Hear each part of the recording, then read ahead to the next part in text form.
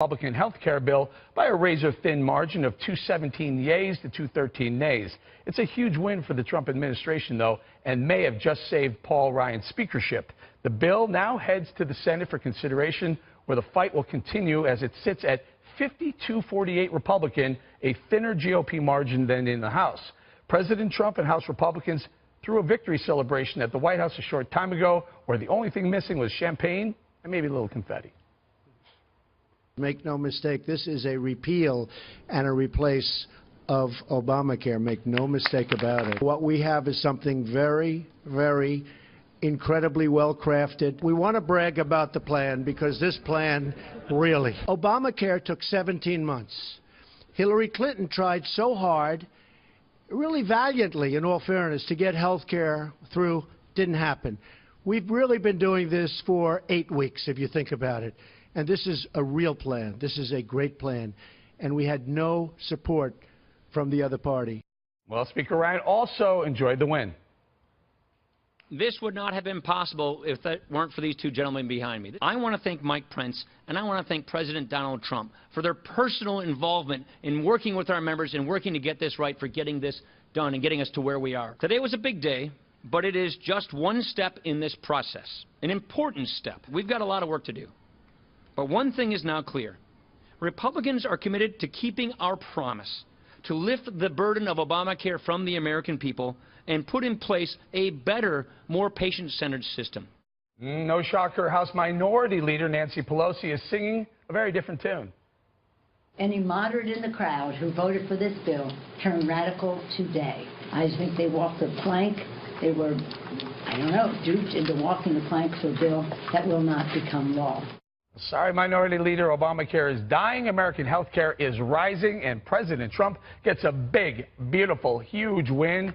And frankly, as a conservative, I was very encouraged to see the GOP put their differences aside and pass massive legislation. Crystal ball, Democrats must be shaking now. Here it is, Trump administration. This is a big win. This is a big one. Yeah, I mean, he really came through and fulfilled his campaign promise to kick 24 million Americans off of health care.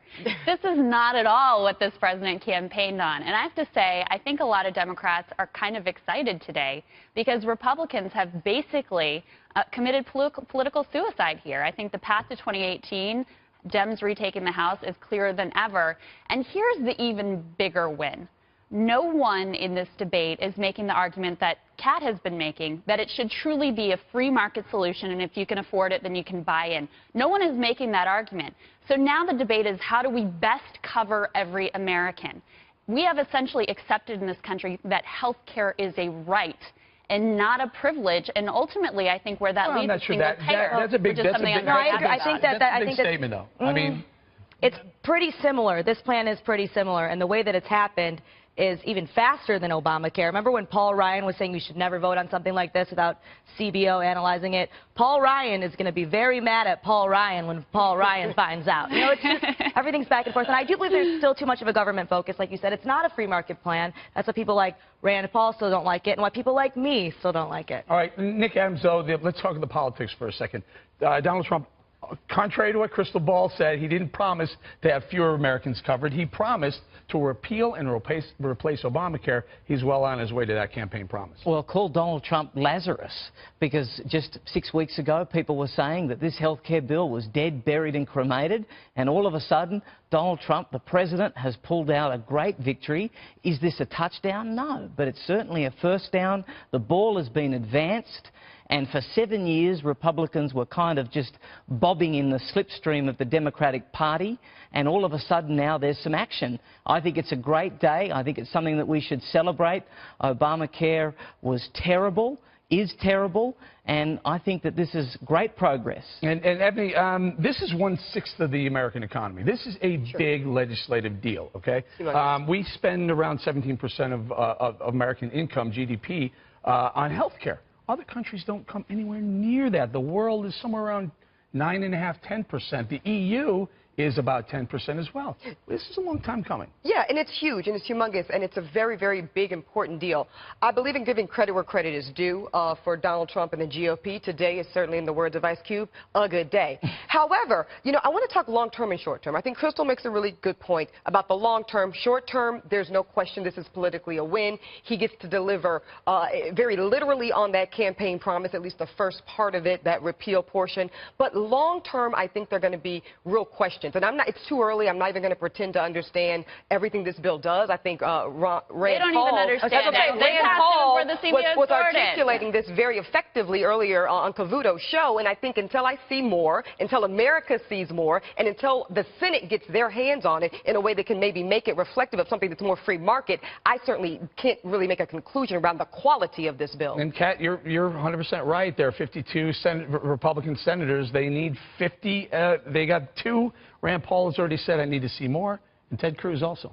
Yeah, well, Paul Ryan, when we were talking about Obamacare, said he needed to see more. So you think that they could at least understand the argument. Like you said, when it makes up such a huge portion of the economy, you kind of want to know what you're doing before you do it. And we have a situation where health care is very expensive in this country, but the 2 reasons why it's expensive is because prices get jacked up when you get the government involved and when you get big insurance companies involved. There's a difference between capitalism and crony capitalism. Think about this for a minute, though. We have the most robust private insurance market in the world, and we have the most expensive health care, and we have some of the worst outcomes in the developed world.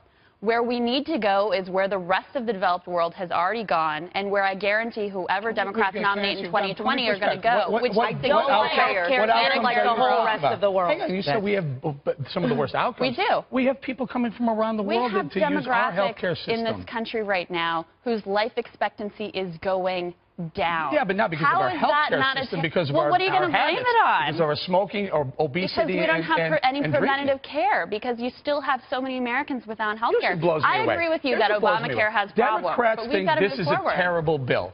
But it almost looks just like Obamacare. No, it doesn't. That's why do you love it then? Wait a second. If it looks just like Obamacare, why do you love it? Obamacare was the savior, and now it's Trump care, so it's awful. No. Listen, the last bill that the CBO did score had 24 million fewer people getting health insurance through this bill. That is why we hate this bill. The reason that I hate this bill... Hold on. This bill makes it worse, and I'll tell you what it is. This only makes sense as basically a tax cut for the rich, which is what it is, at the expense of the working poor. You don't know that you can't make that. Of course you can. You can't say Paul Ryan shouldn't have voted on it or shouldn't push it until he scored it and then go ahead and score it yourself. This is based on Ryan's bill. This one is even worse than what the CBO scored. No. It's true. Come on, Nick,